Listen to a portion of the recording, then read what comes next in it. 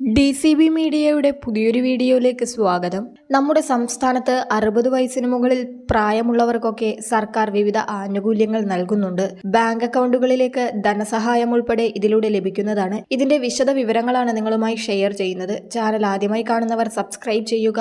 Video ഇഷ്ടമായാൽ like ചെയ്ത് support തരിക. ഫേസ്ബുക്കിൽ കാണുന്നവർ പേജ് ഫോളോ കൂടി ചെയ്യുക. നമ്മുടെ സംസ്ഥാനത്ത് 60 വയസ്സ് കഴിഞ്ഞവർക്ക് നിരവധി ആനുകൂല്യങ്ങളാണ് സർക്കാർ വിതരണം ചെയ്തു വരുന്നത്. ഇതിൽ ഏറ്റവും പ്രധാനപ്പെട്ട 5 ആനുകൂല്യ പദ്ധതികളെ പറ്റിയാണ് നമ്മളിന്ന് പരിശോധിക്കുന്നത്. ഇതിൽ ഏറ്റവും പ്രധാനപ്പെട്ടത് തദ്ദേശ സ്വയംഭരണ സ്ഥാപനങ്ങൾ വഴി നടപ്പിലാക്കുന്ന 60 വയസ്സിന് മുകളിൽ പ്രായമുള്ളവർക്ക് വേണ്ടി 3000 രൂപ മുതൽ 4000 രൂപ വരെ വിലയുള്ള കട്ടിലും 1000 രൂപ വിലയുള്ള പുതപ്പുമൊക്കെ പ്രത്യേക സഹായമായി വയോജനങ്ങൾക്ക് വിതരണം ചെയ്യുന്ന പദ്ധതിയാണ്. എല്ലാ പഞ്ചായത്തുകളിലും ജനകീയ ആസൂത്രണ പദ്ധതി പ്രകാരമാണ് ഈ സ്കീം നടപ്പിലാക്കുന്നത്. ടെൻഡർ കൊടുത്ത വസ്തുക്കൾ അവർക്ക് നേരിട്ട് വിതരണം ചെയ്യുകയാണ് പദ്ധതിയിലൂടെ ചെയ്യുന്നത്. 60 വയസ്സിന് മുകളിൽ പ്രായമുള്ളവർക്കാണ് അപേക്ഷ വയ്ക്കുവാൻ അർഹതയുള്ളത്. APL BPL വ്യത്യാസമില്ലാതെ തന്നെ പദ്ധതിയിലേക്ക് മുതിർന്ന പൗരന്മാർക്ക് അപേക്ഷിക്കുവാൻ സാധിക്കും. അതോടൊപ്പം തന്നെ മറ്റ് ആരോഗ്യപരമായിട്ടുള്ള അവശതകളൊക്കെ പരിഗണിച്ച്, അതായത് വിവിധ രോഗങ്ങൾ മൂലം ബുദ്ധിമുട്ടുന്നവർക്കൊക്കെയും അതോടൊപ്പം മുൻപ് ആനുകൂല്യങ്ങൾ ലഭിച്ചിട്ടില്ലാത്തവർക്കുമൊക്കെ മുൻഗണന നൽകിയാണ് ഈ ആനുകൂല്യം വിതരണം ചെയ്യുന്നത്. അതിനാൽ 60 വയസ്സ് കഴിഞ്ഞവർ പദ്ധതിയിലേക്ക് അപേക്ഷിച്ച്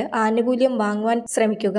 ഇതിൽ ഏറ്റവും പ്രധാനപ്പെട്ട രണ്ടാമത്തെ പദ്ധതി സാമൂഹ്യനീതി വകുപ്പ് നടപ്പിലാക്കുന്ന മന്ദഹാസം എന്ന പദ്ധതിയാണ്. സുനീതി എന്ന പോർട്ടൽ മുഖാന്തരമാണ് പദ്ധതിയിലേക്ക് അപേക്ഷ വയ്ക്കേണ്ടത്. അടുത്തുള്ള അക്ഷയ കേന്ദ്രങ്ങൾ വഴി അപേക്ഷിക്കുവാൻ സാധിക്കുമെന്ന കാര്യം പ്രത്യേകം മനസ്സിലാക്കുക. 60 വയസ്സിന് മുകളിൽ പ്രായമുള്ള BPL റേഷൻ കാർഡിൽ ഉൾപ്പെടുന്നവർക്കാണ് പദ്ധതിയിലേക്ക് അപേക്ഷിക്കുവാൻ സാധിക്കുന്നത്. അതായത് മുതിർന്ന പൗരന്മാർക്ക് പല്ലിന് കേടുണ്ടെങ്കിൽ അത് മാറ്റി കൃത്രിമ ദന്തനിര സ്ഥാപിക്കുന്നതിന് വേണ്ടി 10,000 രൂപ വരെ അവർക്ക് ധനസഹായമായി ഈ മന്ദഹാസം പദ്ധതിയിലൂടെ ലഭിക്കുന്നു. Medical board certificate, BPL ration കാർഡിന്റെ പകർപ്പ്, bank account details, Aadhaar card എന്നിവയെല്ലാം സഹിതമാണ് നിങ്ങൾ അപേക്ഷ സമർപ്പിക്കേണ്ടത്. ഒരു പ്രായം കഴിയുമ്പോൾ പല്ലിന് കേടുപാടുകൾ വരുന്നത് സ്വാഭാവികമാണ്. അതിനാൽ തന്നെ മുതിർന്ന പൗരന്മാർക്ക് ഈ മന്ദഹാസം പദ്ധതി വളരെ ആശ്വാസമാണ്. ബന്ധപ്പെട്ട രേഖകൾ സഹിതം ഈ ആനുകൂല്യം ആവശ്യമുള്ളവർ അപേക്ഷിക്കുക. അടുത്ത ഏറ്റവും പ്രധാനപ്പെട്ട പദ്ധതി വയോമധുരം എന്ന പദ്ധതിയാണ്. ഇന്ന് വയോജനങ്ങളിൽ ഏറ്റവും കൂടുതൽ കണ്ടുവരുന്നത് പ്രമേഹ രോഗമാണ്. പ്രമേഹത്തിന്റെ അളവ് പരിശോധിക്കുന്നതിന് എല്ലാവരും പുറത്തു പോകേണ്ട അവസ്ഥ വരാറുണ്ട്.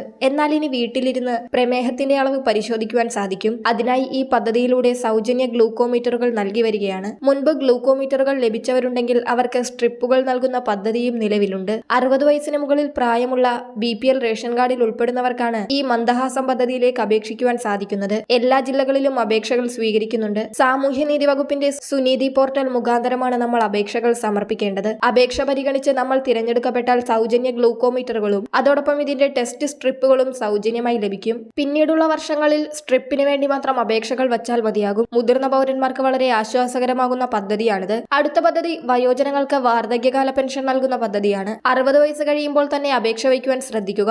ഉദ്യോഗസ്ഥതല പരിശോധനകൾക്കൊക്കെ ശേഷം 45 ദിവസത്തിനുള്ളിൽ തന്നെ ആനുകൂല്യം അപ്രൂവ് ആണെങ്കിൽ മെസ്സേജുകൾ ലഭിക്കും. 1600 രൂപ വീതമാണ് ഇപ്പോൾ സംസ്ഥാന സർക്കാർ പദ്ധതിയിലൂടെ ഓരോ ഗുണഭോക്താവിനും വിതരണം ചെയ്തു വരുന്നത്. വാർദ്ധക്യകാല പെൻഷൻ അപേക്ഷ വയ്ക്കുന്നതിന് വേണ്ടി പ്രായം തെളിയിക്കുന്ന രേഖ, Aadhaar card, bank account details, മേൽവിലാസം തെളിയിക്കുന്ന രേഖകൾ, മെഡിക്കൽ ബോർഡ് സർട്ടിഫിക്കറ്റ്സ്, അപേക്ഷകന്റെ ഫോട്ടോ ഉൾപ്പെടെയുള്ള രേഖകൾ ആവശ്യമാണ്. അക്ഷയ കേന്ദ്രങ്ങൾ വഴി അപേക്ഷ വയ്ക്കുവാൻ സാധിക്കും. അതിനുശേഷം അതിന്റെ പ്രിന്റ് ഔട്ടും അനുബന്ധ രേഖകളുമൊക്കെ പഞ്ചായത്തിൽ നേരിട്ട് ഹാജരാക്കുവാൻ ശ്രദ്ധിക്കുക. 60 വയസ്സ് കഴിഞ്ഞ മുതിർന്ന പൗരന്മാർക്ക് വളരെ ആശ്വാസമേകുന്ന പദ്ധതികളാണ് ഇവയെല്ലാം. പദ്ധതികളിലേക്ക് അപേക്ഷിക്കാൻ താല്പര്യമുള്ളവർ നിങ്ങളുടെ തദ്ദേശ സ്വയംഭരണ സ്ഥാപനവുമായി ബന്ധപ്പെട്ട് പദ്ധതികളുടെ കൂടുതൽ വിവരങ്ങൾ അറിഞ്ഞതിനു ശേഷം അപേക്ഷിക്കുവാൻ ശ്രദ്ധിക്കുക. ഓരോ പഞ്ചായത്ത് അനുസരിച്ച് പദ്ധതിയിൽ വ്യത്യാസമുണ്ടാകുമെന്ന കാര്യവും ശ്രദ്ധിക്കുക. വളരെ പ്രധാനപ്പെട്ട ഇൻഫർമേഷൻ നിങ്ങൾ മറ്റുള്ളവർക്ക് കൂടി ഷെയർ ചെയ്യുക.